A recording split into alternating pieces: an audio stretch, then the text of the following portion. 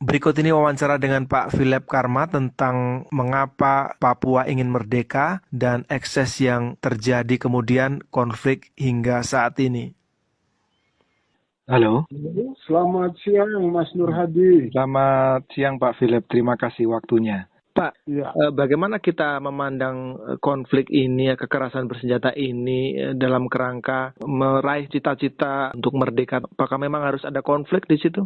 Saya pikir di era sekarang ini ya, jangan pemerintah Indonesia menerapkan pola-pola zaman Hindia Belanda abad 19 ya. Zaman waktu Daendels mungkin terlalu awal, tapi gubernur-gubernur akhir. Jadi seperti waktu politik etis dipraktikkan di Pulau Jawa ya. Otsus ini kami melihat sebagai politik etis, tapi tidak sepenuhnya benar karena perlakuan rasis dan diskriminatif masih terasa dalam setiap tindakan ataupun kebijakan yang diberikan kepada kami. Contoh seperti Otsus 2 ini malah lebih dikebiri lagi dibanding Otsus 1.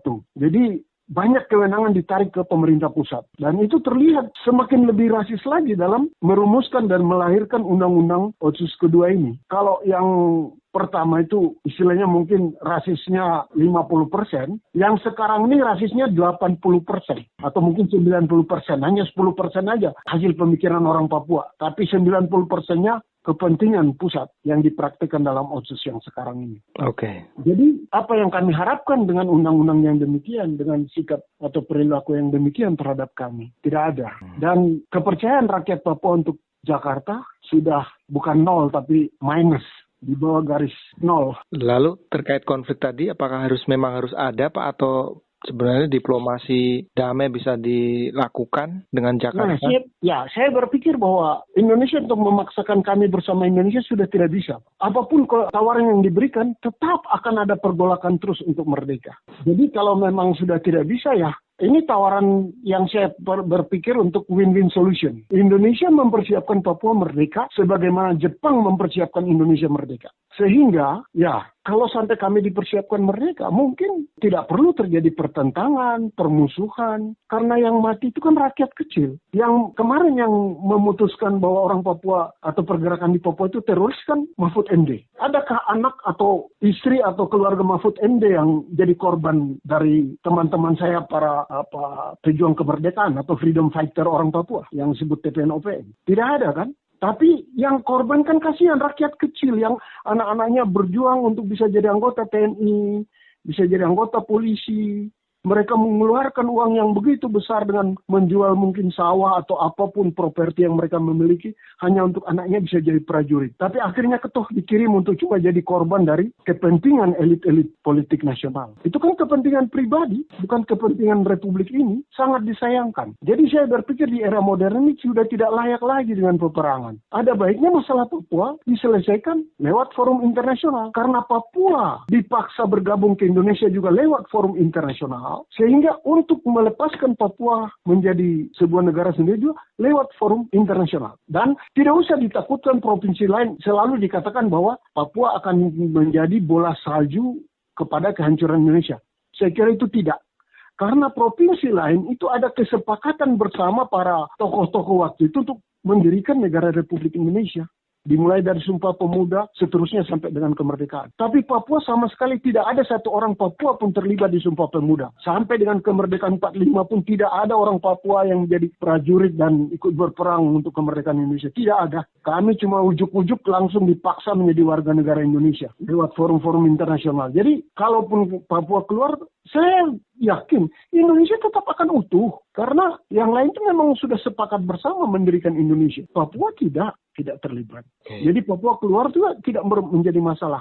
Contoh seperti Timur keluar toh tidak ada Indonesia hancur, tidak ada Indonesia pecah. Jadi Provinsi Papua dan Timur memang dipaksa masuk dalam Indonesia, bukan keinginan kami. PPRA itu kan penuh rekayasa. Saya berani bicara begini karena ayah saya juga panitia. Beliau sebagai wakil bupati, beliau duduk dalam panitia untuk memilih anggota Dewan Musyawarah PPRA. Dan beliau cerita kepada saya bahwa itu semua di bawah pengawasan prajurit Kopassus. Waktu itu Kopasanda. Mereka yang memilih siapa orang-orang Papua yang boleh direkrut duduk dalam Dewan Musyawarah PPRA. Yang akan memberikan suara dalam voting waktu PPRA. Jadi bukan murni wakil-wakil yang dipilih oleh rakyat Papua. Itu omong kosong. Tidak ada. Satu-satunya obat apakah merdeka itu, Pak Philip? Jadi bagi saya dengan sekian puluh tahun bersama Indonesia, tapi praktek-praktek rasis dan diskriminatif, kami orang Papua tidak punya masa depan di dalam Republik Indonesia. Jadi kami melihat bahwa kami dirancang untuk dimusnahkan secara lambat ataupun cepat. Sehingga sumber daya alam kami, tanah kami dikuasai oleh saudara-saudara kami bangsa Melayu, maksudnya rakyat Indonesia di luar orang Papua menguasai dan menggunakan itu untuk kepentingan Indonesia. Yeah. Tapi kami tidak terhitung sebagai orang-orang yang dibutuhkan di Republik Indonesia. Menghadapi situasi begini atau pola yang begini adalah lebih baik kami merdeka sendiri. Jadi tidak ada kemungkinan lagi untuk bersatu dengan Indonesia. Dan janji yang datang beruntun 60 tahun tanpa realisasi itu menambah kencang keinginan untuk merdeka itu ya Pak Philip? Ya begini saja Mas, contoh sederhana ya. Saya ingat waktu Otsus pertama itu tahun 2000-an saya 2000 saya ke Jakarta. Itu salah satu deputi menteri, saya bertemu dengan dia, lalu beliau janjikan untuk, dia bilang, percayalah Pak Karma, setelah Otsus nanti orang Papua sejahtera. Saya katakan sama beliau, maaf, saya balik pertanyaannya. Yang paling banyak berkorban Indonesia merdeka adalah rakyat atau suku bangsa mana saya? Kalau mengikuti sejarah Indonesia, saya pikir suku Jawa. Karena kerajaan-kerajaan di Jawa itulah yang kita baca artinya lebih dominan di sejarah Republik Indonesia. Kemudian perjuangan kemerdekaan itu juga lebih dominan cerita-cerita di Pulau Jawa. Iya. Pahlawan juga paling banyak dari Pulau Jawa. Kemudian setelah merdeka, presiden paling banyak dari suku mana? Suku Jawa. Setiap pembentukan kabinet sejak Indonesia merdeka sampai dengan hari ini, suku terbanyak dalam yang menduduki posisi di kabinet suku mana? Suku Jawa. Lah saya jalan di Jakarta, saya ketemu bahwa di lampu merah, di kolong jembatan, masih ada banyak rakyat dari Pulau Jawa yang sengsara, miskin dan menjadi peminta di lampu merah, tinggal di kolong jembatan, dan di tengah-tengah kota Solo yang besar, kota Jogja, ada orang masih berbahasa Jawa tidak tahu bahasa Indonesia. Wow, saya kaget. Saya yang dari Papua, yang dianggap bodoh, belum tahu apa-apa, kok bisa ketemu ada orang Jawa sendiri yang tidak tahu bahasa Indonesia di tengah kota besar sebesar Solo atau Jogja. Jadi saya berpikir, kalau rakyatnya sendiri di Indonesia, khususnya di Pulau Jawa, itu saja tidak mampu disejahterakan, sedangkan presiden paling banyak suku Jawa, kedudukan di kabinet paling banyak menterinya orang Jawa. Orang Jawanya sendiri masih melarat, terus menjanjikan kesejahteraan untuk orang Papua yang dianggap monyet, itu sebuah fata morgana, nonsense.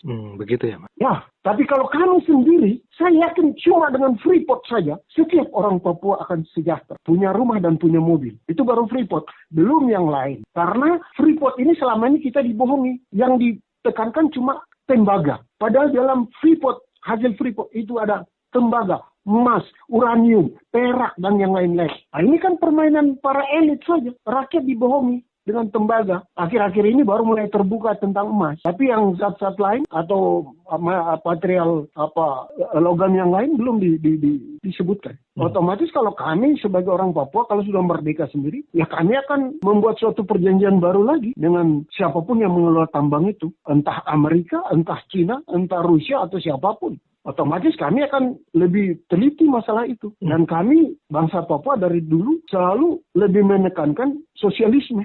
Karena seperti kepemilikan hutan adat, tanah ulayat, itu bukan milik pribadi seseorang. Itu milik bersama, kebersamaan. Jadi dalam kehidupan suku-suku mayoritas di Papua adalah kebersamaan. Sehingga hasil tambang, mungkin kami akan menerapkan seperti apa yang dikatakan yang berbunyi termaktub dalam Undang-Undang Dasar 45. Kekayaan bumi alam dan ini digunakan sebesar-besarnya untuk kesejahteraan rakyat.